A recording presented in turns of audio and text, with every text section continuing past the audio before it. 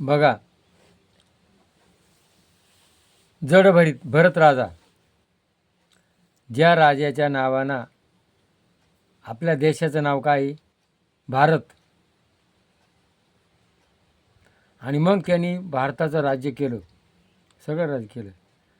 मग त्याचा त्याग आला, काय, मला आता राज्य करायचं नाही. आणि मग त्याने काय केलं, नदीच्या किनारी जाऊन बसला, सर्वच त्याग करून. आणि नदीच्या किनारीला तो गेल्यानंतर तिथं तो देवाचे भजन करू लागला. बघा काय झालं, एक हरण आहे ना, हरण तिथं त्याच्यापाशी आलं. आणि ते हरण तिला हरणीला मुलाला प्रसूती करायची होती. आणि ती प्रसूती करता करता वाघाची डरकाळी आली. आणि ते हरण ते घाबरलं आणि तिनं ती व्याली आणि ते पिल्लू टाकून ती पळून गेली. आणि मग ते गोडसं असं पिल्लू त्याच्यापाशी खेळू लागलं. खेळल्यानंतर त्याच्यापाशी राहू लागलं. मग तो काय करायचा, त्याला दूध आणायचा, दूध पाजायचा आणि दूध पाजायचा. ते हरणं त्याच्यापाशी खेळू लागलं. त्या हरणाचा त्याला इतका लोभ लागला का त्या हरणाशिवाय त्याला राहतच नव्हतं. आणि मग तो विचार करायचा, त्याचा अंतकाळ जवळ आला त्या राजाचा. आणि मग त्याच्या डोक्यात काय होतं, हरणाचं कसं होईल. अरे तू हरणाचं कसं होईल, आपण तुझं मरणाचं कसं होईल. तर आज हा दृष्टांत कशा करता दिलेला आहे का आज प्रत्येक माणूस प्रत्येक गोष्टीमध्ये गुंतलेला आहे. माया, माझं बंगल्याचं कसं होईल, माझ्या मुलाचं कसं होईल, आमक्याचं कसं होईल. अरे तुला मरायचं आहे. बघा अजितदादा,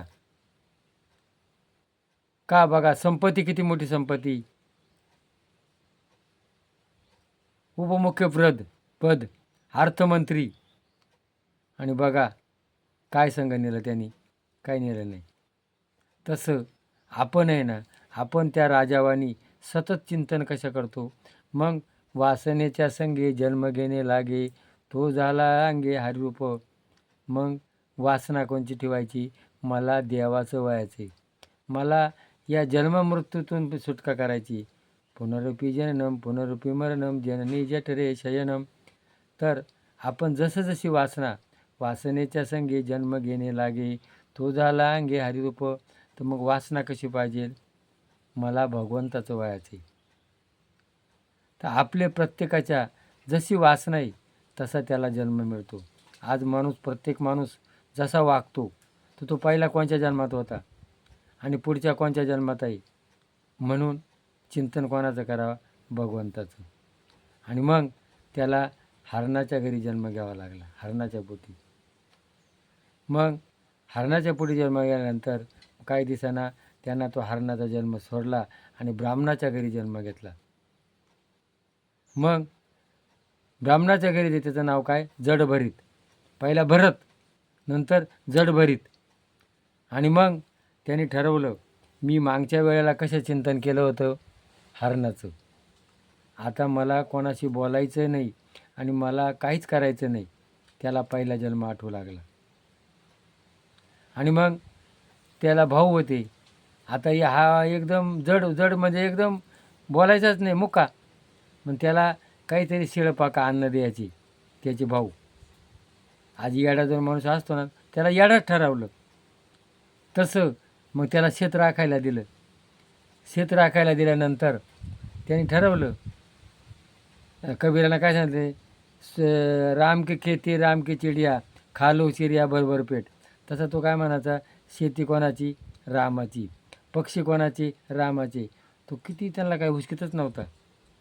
म्हणजे सगळ्या ठिकाणी भगवंत पाहण्याची वृत्ती या भारत देशात आहे. प्राणीमात्रात देव आहे. जगामध्ये जेवढे लोक आहेत तर तिथं प्राणीमात्रात देव बघायची पद्धत नाही.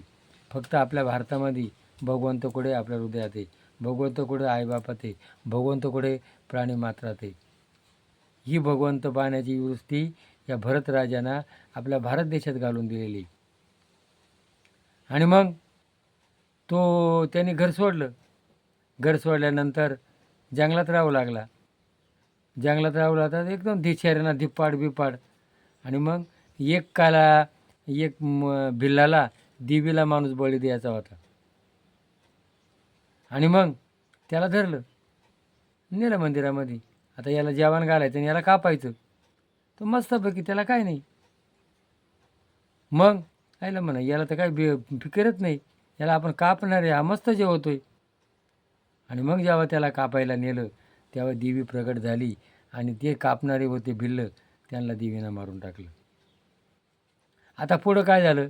आता मी कथा सांगतोय. ही कथा कशातली? भागवतातली, आत्मज्ञान. मग त्यांनी काय केलं?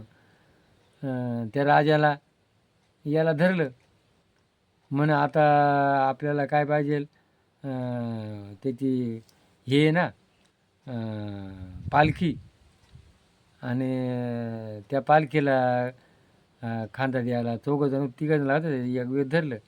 मग हा ज्या वेळा चालायचा त्यावेळेला खाली चिडी मुंगी दडपू नये म्हणून असं उडत उडत चालायचा. आणि त्या राजाला गचके लागायची. आणि मग त्या राजानं त्याला सांगितलं, त्याला धमकावलं. आणि मग त्याने त्या राजाला उपदेश केला का मी कोण होतो? मी भरतखंडाचा राजा होतो. आणि माझ्यापाशी काय केली? वासना होती. आणि मग त्या वासनापुढं मी प्रेम कोणावर केलं? हरणावर केलं. मला हरणाचा जन्म घ्यावा लागला. तसा आज तू काय करू राहिलाय? क्रोध करू राहिलाय, लोभ करू राहिलाय. आणि तुझ्या साधुक दीक्षा गेलाय. तुझा अहंकार आहे. तुला अहंकारामध्ये देव मिळणार नाही. तुला विद्या प्राप्त. आज प्रत्येक माणसापाशी काय आहे? अहंकार आहे. आज पूर्वी लोक काय करायचे? एकमेकाला भेटायचे, रडायचे. आज कोणाचं रडत नाही, कोणी हसत नाही. आणि मग हृदयविकार होतो. आजच्या मन नुसतं कलुषित आहे. आजच्या जगामध्ये काय झालं आहे? अहंकार जास्त झालेला आहे. म्हणून अहंकार सोडा, मीपणा सोडा, जगा आणि जगू द्या. काय माझं सांगायचं तात्पर्य एकच आहे का देवकुडे आपल्या हृदयात आहे, देवकुडे आईबापात आहे, देवकुडे चंद्र सूर्य प्राणीमात्रात आहे, देव निसर्गात आहे.